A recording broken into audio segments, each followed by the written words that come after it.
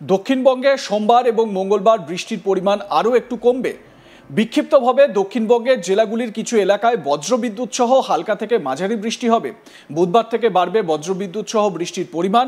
বেশিরভাগ জেলার বেশ কিছু এলাকায় বজ্রবিদ্যুৎ সহ হালকা থেকে মাঝারি বৃষ্টি, সঙ্গে 30 থেকে 40 কিলোমিটার বেগে দমকা ঝোড়ো হাওয়া বইবে।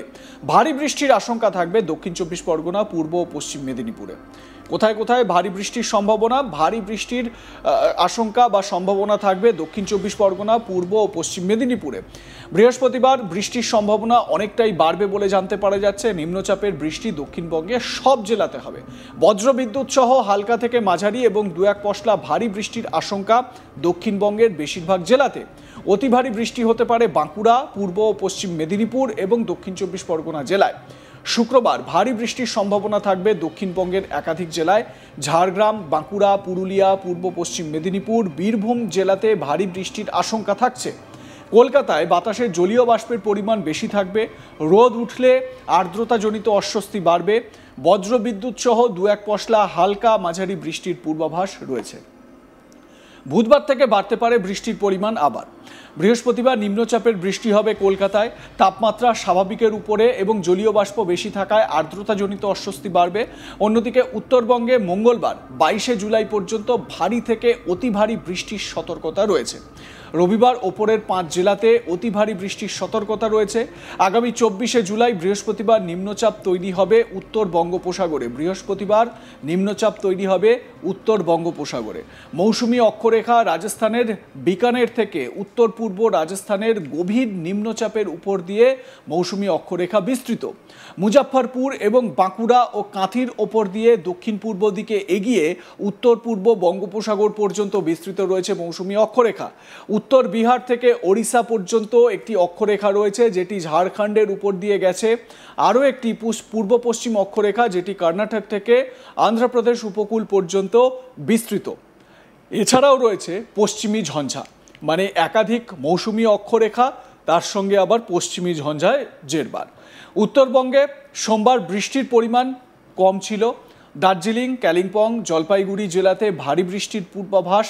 মঙ্গলবারের দিকে কি হচ্ছে? মঙ্গলবার জলপাইগুড়ি, কোচবিহার, আলিপুরদুয়ার জেলাতে ভারী বৃষ্টির সম্ভাবনা রয়েছে। বজ্রবিদ্যুৎ সহ হালকা থেকে মাঝারি বৃষ্টিপাত হবে সব জেলাতেই। বিক্ষিপ্তভাবে দু এক পশলা বৃষ্টিপাত চলবে উত্তরবঙ্গে। তবে সোমবার তুলনামূলকভাবে বৃষ্টি কিন্তু সেভাবে দেখা যায়নি উত্তরবঙ্গের বিভিন্ন জায়গায়। বৃষ্টির পরিমাণ কমই ছিল। তবে দার্জিলিং, কালিম্পং, জলপাইগুড়ি জেলাতে ভারী বৃষ্টির পূর্বাভাস আগে থেকেই ছিল। মঙ্গলবার মানে 24 ঘন্টা পরের সিচুয়েশনের দিকে যদি তাকাই, তাহলে জলপাইগুড়ি, কোচবিহার, আলিপুরদুয়ার জেলাতে ভারী বৃষ্টির সম্ভাবনার কথা বলা হচ্ছে। কোন কোন জেলা? জলপাইগুড়ি, কোচবিহার, আলিপুরদুয়ার, এই জেলাগুলোতে ভারী বৃষ্টির সতর্কতা জারি করা হচ্ছে, যেগুলো বেশ ভারী বৃষ্টি হবে আর দু এক দিনের মধ্যেই। অন্যদিকে দক্ষিণবঙ্গের কথা যদি বলি, তাহলে বলতে হয় যে একাধিক মৌসুমি অক্ষরেখা এবং তার সঙ্গে পশ্চিমী ঝঞ্ঝা। কি বলা হচ্ছে? বলা হচ্ছে বৃহস্পতিবার নিম্নচাপের বৃষ্টি হবে কলকাতায়। তাপমাত্রা স্বাভাবিকের উপরে, জলীয় বাষ্প বেশি থাকায় আর্দ্রতাজনিত অস্বস্তি বাড়বে। অন্যদিকে উত্তরবঙ্গে মঙ্গলবার 22 জুলাই পর্যন্ত ভারী থেকে অতি ভারী বৃষ্টির সতর্কতা রয়েছে।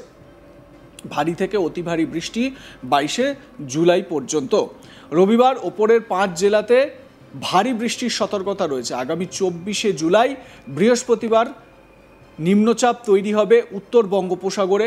মৌসুমী অক্ষরেখা রাজস্থানের বিকানের থেকে উত্তর পূর্ব রাজস্থানের গভীর নিম্নচাপের উপর দিয়ে বিস্তৃত রয়েছে। মুজাফফরপুর এবং বাঁকুড়া ও কাঁথির ওপর দিয়ে দক্ষিণ পূর্ব দিকে এগিয়ে গিয়ে উত্তর পূর্ব বঙ্গোপসাগর পর্যন্ত বিস্তৃত রয়েছে একটি মৌসুমী অক্ষরেখা। উত্তর বিহার থেকে ওড়িশা পর্যন্ত একটি অক্ষরেখা রয়েছে, যেটি ঝাড়খণ্ডের উপর দিয়ে গেছে। আরও একটি পূর্ব পশ্চিম অক্ষরেখা, যেটি কর্ণাটক থেকে অন্ধ্রপ্রদেশ উপকূল পর্যন্ত বিস্তৃত। এছাড়াও রয়েছে পশ্চিমী ঝঞ্ঝা। মানে চারটে মৌসুমী অক্ষরেখার অবস্থান আমরা লক্ষ্য করতে পারছি। এবং যে জায়গাগুলো থেকে এই অক্ষরেখাগুলো যাচ্ছে, স্বাভাবিকভাবে পশ্চিমবঙ্গে, গাঙ্গেয় পশ্চিমবঙ্গে বৃষ্টিপাতের সম্ভাবনা প্রবল হচ্ছে। বৃহস্পতিবার থেকে ভারী বৃষ্টিপাতের সম্ভাবনার কথা জানানো হচ্ছে আলিপুর আবহাওয়া দপ্তরের তরফে।